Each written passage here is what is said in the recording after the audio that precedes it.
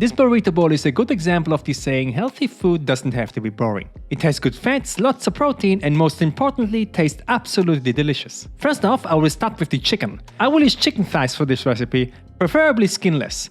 The skin is where most of the fat and also calories is stored, so if you have chicken with the skin on top, I would recommend trimming it off. It has then almost the same macros than a chicken breast. I will also cut off this excess fat on the sides without trimming off too much of the meat.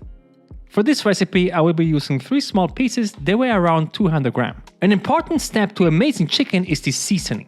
Into a small bowl, I will add in 1 teaspoon of salt, 1 teaspoon of onion powder, 1 teaspoon of garlic powder and 1 teaspoon of paprika. I will also add in 10 cranks of black pepper and give everything a mix. If you want a bit of heat, you could also add in cayenne pepper, but to me this combination is perfect. Now prepare a baking sheet, put the chicken on top and spray them with a bit of oil just so they are all coated. This will add around 20 to 30 calories. Sprinkle all of this seasoning on top and rub it in with your hands until all of the chicken surface is nicely covered with our seasoning. This now gets into the oven at 200 degrees Celsius or 400 F for 20 minutes.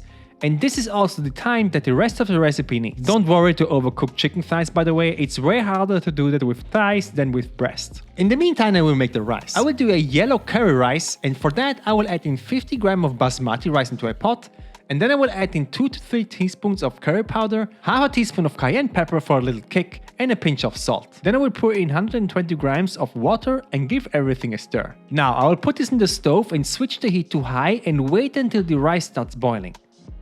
Then I will immediately turn it down to low and let it simmer for 12 to 15 minutes until the rice is done.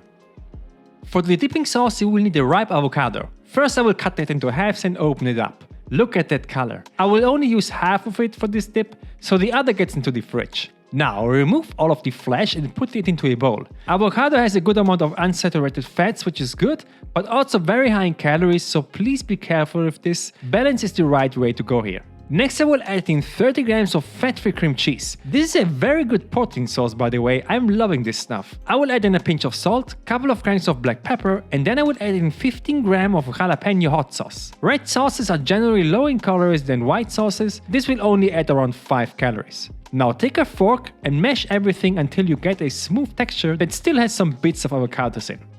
There you go.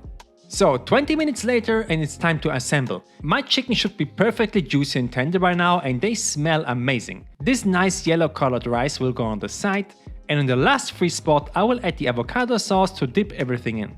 What a nice looking meal. The entire recipe comes in with 627 calories, 50 grams of carbs, 27 grams of fat and 49 grams of protein, which to me is a super balanced meal. Click on this video to see how to make a super juicy chili con carne and see you there.